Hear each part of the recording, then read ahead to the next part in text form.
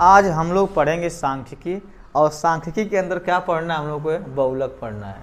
बहुलक के अंतर्गत एक क्वेश्चन दिया हुआ है यहाँ पे, जो मैंने लिखा है जीवन काल बारंबारता दिया हुआ है। लेकिन इस बड़े क्वेश्चन को हल करने से पहले मैं कुछ क्वेश्चन बताएंगे।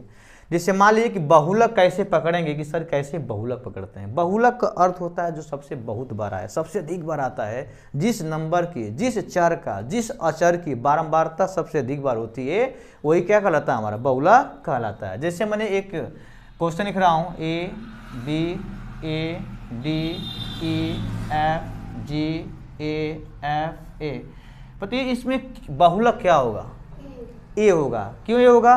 क्योंकि ए की बारंबारता क्या होगा? अधिक बार आया हुआ है, इसलिए बारंबारता क्या हो गया? हमारा ए हो जाएगा। जो जिस नंबर का, जिस चर का, जिस अचर का सबसे अधिक बार बारंबारता होती है, सबसे अधिक बार आवृत्ति होती है, वही क्या कहलाता है? हमारा बहुलक कहलाता है।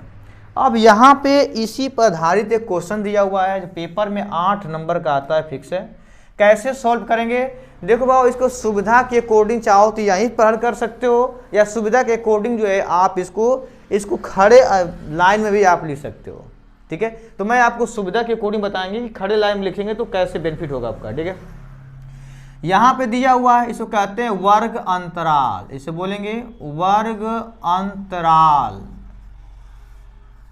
इसके बाद बारंबारता, बारंबारता, बारंबारता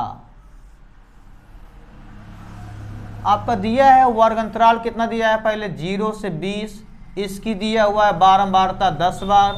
20 से दिया है 40, इसका बारंबारता कितना दिया है? 35। और 40 से 60, इसकी बारंबारता दिया 52। और 60 से 80, इसकी बारंबारता दिया 61। और 80 से 100, इसकी बारंबारता दिया है 38। और 100 से 120, इसकी बारंबारता कितना दिया है? 29 दिया है। अब यहाँ पे सबसे अधिक बार इसमें कौन सा, किस नंबर की बारंबारता अधिक है? 60 से 80, यानी इसमें नंबर कौन बड़ा दिखाई दे रहा है आप लोगों का? 61 है। जो 61 नंबर है, आपको याद होगा, इससे हम F1 से प्रदर्शित करते हैं। ऐसे में F1 के ऊपर वाला नंबर किसे व्यक्त करेंगे हम? F0 से व्यक्त करेंगे, और नीचे वाले को F2 से। इतने बात समझ आई? जो यहाँ पे जो 61 लिखे हैं, इसमें जो दिया है वर्ग अंतराल, इसमें जो सबसे निम्न होता है, इसको बोलते हैं निम्न सीमा, इसको बोलते हैं वो अधिक सीमा। तो निम्न सीमा क्या है? 60 है। 60 हमारा क्या है? एल का मान है। कोई बताएगा कि वर्ग माप अर्थात यच किसे निकालेंगे?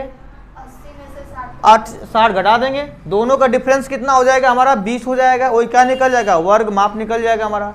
तो यहाँ पे क्या क्या दिया है, इसको नोट करते हैं। यहाँ पे देखो भाऊ, यहाँ पे वर्ग माप पहले निकालेंगे। वर्ग माप h बराबर 80 से घटाओ 60, कितना बचेगा? 20। F0 का मान दिया कितना? 52। F1 का मान कितना दिया है? 61। F2 का मान कितना दिया है? 38 दिया है। इतना हो गया। अब यहाँ पे सारे मान यहाँ पे निकल गया।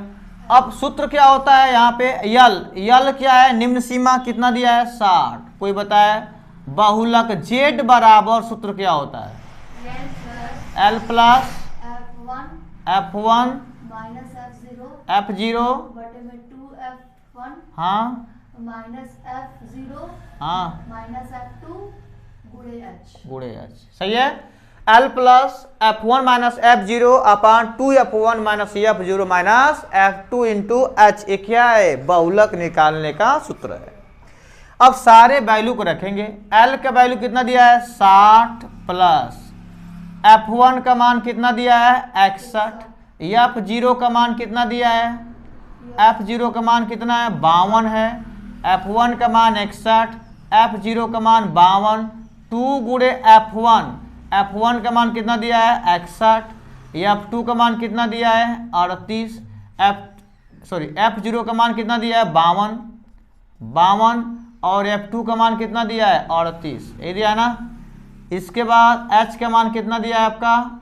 एच का मान 20 दिया है, सारे मान रख दिया आपका। देखो F1 का मान 61, F0 का मान कितना दिया है आपका 52, 2 गुणे F1 का मान कितना दिया 61, F2 का मान कितना दिया है, F2 का मान दिया है आपका 38, F0 का मान कितना दिया है 52 और H का मान कितना दिया 20। मान कोई भी रखिएगा पेपर में बहुत सावधानी से रखिएगा, अगर थोड़ा सा गलत हुआ पूरा क्या हो जाएगा, गलत हो जाएगा। ये चीज़ का हमेशा ध्यान रखना चाहिए। थोड़ा सा टाइम हो जाए, गुणा कर रहे आराम से गुणा कर रहे, ये फास्ट गुणा करने में गलतियाँ हो जाती है, ठीक है। अब देखो कैसे यहाँ पे सरलता से हल करेंगे। देखो 60 को कोई टच नहीं करेगा। देखो 61 से घटाओ 52 कितना बचेगा, कितना बचेगा 11 से घटाओ 2 9 बचेगा, और 9 दूना 18, ऊपर कितना हो गया 180। देखो यहाँ घटाओगे 9 बचेगा, अगर गुणा करो 2 20 में कितना हो गया 9 दूना 18 180 हो गया। 61 दूना कितना होगा 2 1 2 और 2 6 12 122 हो जाएगा, माइनस यहाँ पे 8 2 10 को 0 हासिल लगा 1 5 3 8 1 9। अब देखो 60 प्लस 180 बटा 122 से घटाओ 90 कितना बचेगा 32, कितना बचेगा 32 बचेगा। अब देखो यहाँ पे कटा दो, देखा जाए अगर यहाँ पे तो कटाइए 4 से कटाइए, 4 चौका 16 कितना बचेगा 2 बचेगा, 4 5 20 और 4 8 32 कट गया।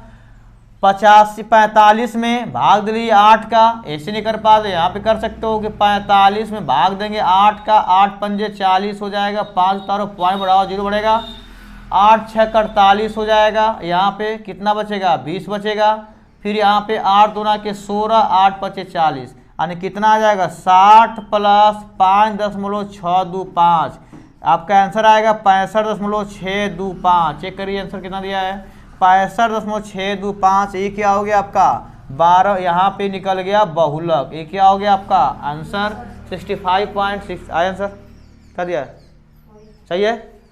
बताओ आप लोग आया समझ नहीं आएगा, कर लिए कि नहीं, कर लोगे ना पूरा आया समय कर लीजिए। इस तरह से हम याद कर निकालते हैं बहुलक। देखो आप पेपर में 2 टाइप क्वेश्चन है, बताया ना, एक बार खुद नंबर लिख देगा, ज़्यादातर नंबर लिख देगा लाइन में, बोलेगा सब बहुलक क्या है, तो मैंने बताया पकड़ने तरीका जो सबसे अधिक बार आया क्या होगा आपका बहुलक हो जाएगा। चेक कर लो वहाँ से।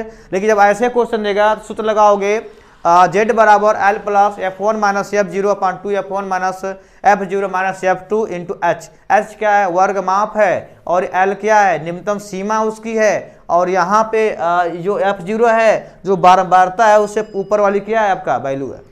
ऐसा में कर लीजिए।